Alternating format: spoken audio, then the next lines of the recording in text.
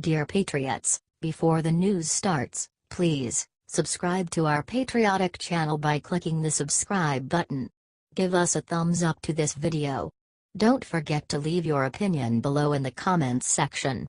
Share the news on Facebook and Twitter so you friends see it. Thank you. I am a Cherokee woman, Liz Warren is not. Native American turns on Dems and tells them off. Left-wing politicians like Massachusetts Senator Elizabeth Warren can usually count on the support of people who write on Think Progress, an unabashedly liberal website. However, one writer, who is of legitimate Cherokee heritage, used the site to call out fake Cherokee Warren for her fraud. Wrote Rebecca Nagle in her surprising slam on Democrat Warren, "She was not a hero to me when she failed to foster a haven of support for Native students within Harvard University's alienating Ivy League culture. She is not a hero for spending years awkwardly avoiding Native leaders. She is not a hero because, despite claiming to be the only Native woman in the U.S. Senate, she has done nothing to advance our rights." Nagle went on, "She is not from us. She does not represent us. She is not Cherokee." She then criticized former Harvard professor Warren for having categorized herself as Native American during a time when the minority status served her career and later dropped the marker after gaining tenure. She then penned an apology for fake Cherokee Warren to give to real Cherokees. It read, "I am deeply sorry to the Native American people who have been greatly harmed by my misappropriation of Cherokee identity. I want to especially apologize to the over 350,000 citizens of Cherokee Nation, Eastern Band of Cherokee Indians and the United Kituwa Band." It went on, "In my family, there is an oral history of being Cherokee. However, research on my genealogy going back over 150 years does not reveal a single Native ancestor. Like many Americans who grew up with family members claiming to be Cherokee, I now know that my family's stories were based on myth rather than fact. I am not enrolled in any of the 3 federally recognized Cherokee tribes, nor am I an active member of any Cherokee or Native American community. Do you think fraud Warren needs to apologize to actual Cherokees?"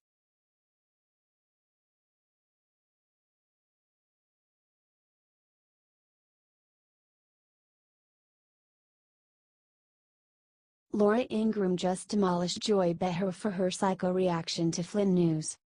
Democrats were beside themselves with news that former National Security Advisor Michael Flynn had decided to snitch on the Trump administration.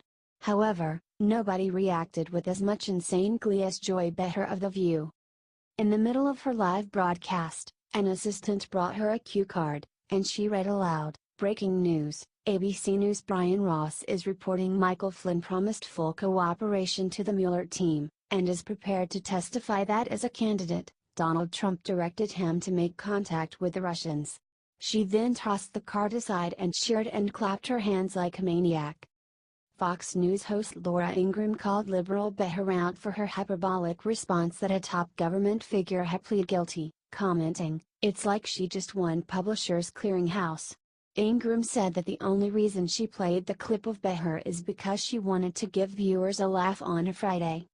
Behar's conservative co-host Meghan McCain also poured cold water on the liberals' celebration in real time. She demurred that it was a good moment for Democrats, but warned that it may cause America to become more polarized. She added, "Not to be the Debbie Downer, but if this somehow leads to indictment, the country's going to rip itself apart and it's not good for America." Do you agree with Ingram and McCain about idiot Behar?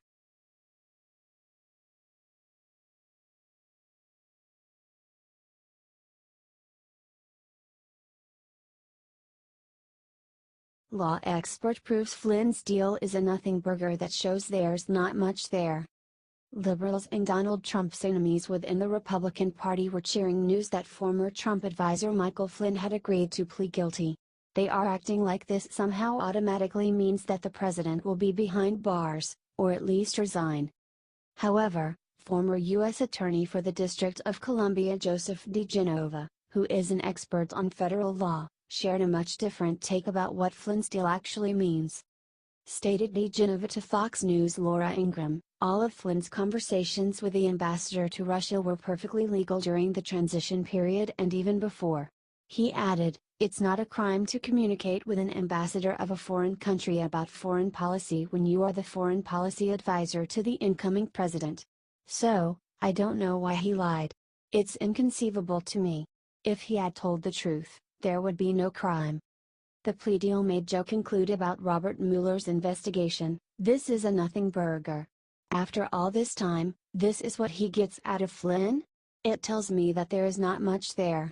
It certainly can't involve the president, because the president has the authority to do all the things that he did." He also said that Mueller is going to run aground trying to pin Trump's son on the Logan Act, a 1799 law that says private citizens cannot negotiate for the federal government. Said Genova, "You can't violate the Logan Act when you are in the transition team. You are a government employee. You get a green check. When you are on a transition team, you are a special government employee.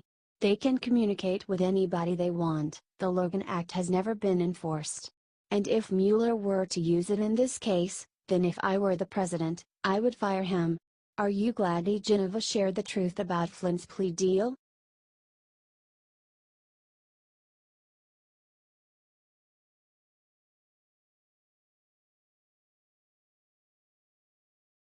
CNN calls Kate Steindl's murder a tragic accident, and Coulter, Sean Hannity, Bill O'Reilly fight back. Jose Inés Garcia Zarate, an illegal alien that had been deported 5 times, murdered 32-year-old Kate Steindl. He was let off by a San Francisco jury. Zarate illegally had a firearm, but the jury found that the bullet ricocheted before hitting her, and CNN is now calling it a tragic accident. After being deported 5 times, his punishment for the murder is being deported again. A disgraceful verdict in the Kate Steindl case. "No wonder the people of our country are so angry with illegal immigration," tweeted President Trump. CNN's Kirsten Powers responded. Jury found that the shooting was an accident.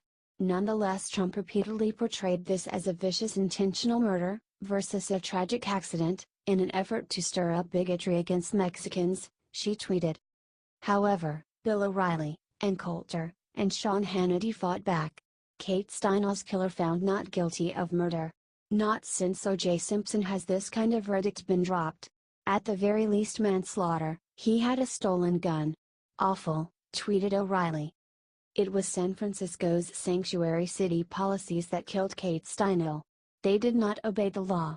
They followed these ridiculous liberal policies, and because of their stupidity and their form of justice and caring more about the rights of illegal, convicted felons, tonight Kate Steindl is dead and her family has received no justice, said Hannity. Kate Steindl's killer Jose Inés Garcia Zarate had been deported 5 times. San Fran sheriff had released him from jail despite a federal immigration detention request.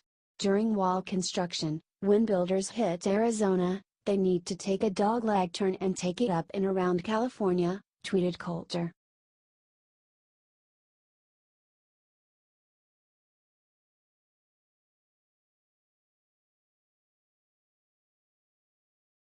Breaking: famous actress says Geraldo gave her poppers and groped her, he's in trouble. Fox News commentator Geraldo Rivera, who pioneered sleaze TV, is probably the single least respected member of the network's staff alongside Juan Williams.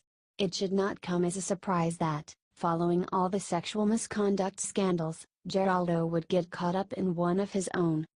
Many were stunned by Geraldo's strange defense recently of Matt Lauer.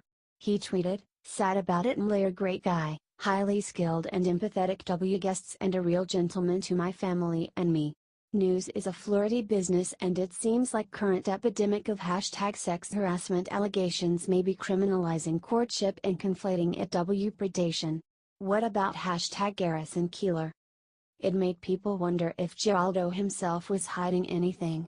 People recently dug up an interview from 1991 when actress and singer Bette Midler described how Rivera assaulted her. Described Midler then to Barbara Walters, "Geraldo and his producer came to do an interview with me in the 70s, the early 70s. And this was back when he was very sort of hot." She added, "And he and his producer left the crew in the other room, they pushed me into my bathroom, they broke 2 poppers and pushed them under my nose, and proceeded to grope me." Midler continued, I didn't offer myself up on the altar of Geraldo Rivera. He was unseemly. His behavior was unseemly. I'll tell you the truth. If I had known that, 20 years later he was going to wind up as a slimy talk show host, I never would have even let him in the room. Do you think Rivera is as disgusting as Lauer?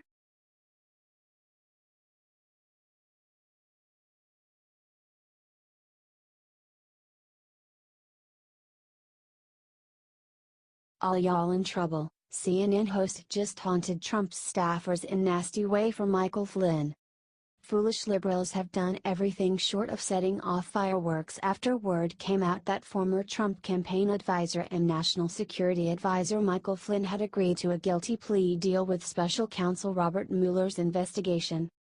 Many liberal figures in the media have been peacocking and sharing this news with their viewers. Nobody, however, was more extreme than host Van Jones of CNN.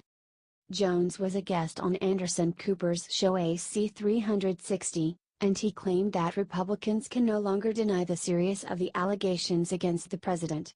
Said Van, "I spent about 10 years of my life doing criminal justice work in Oakland.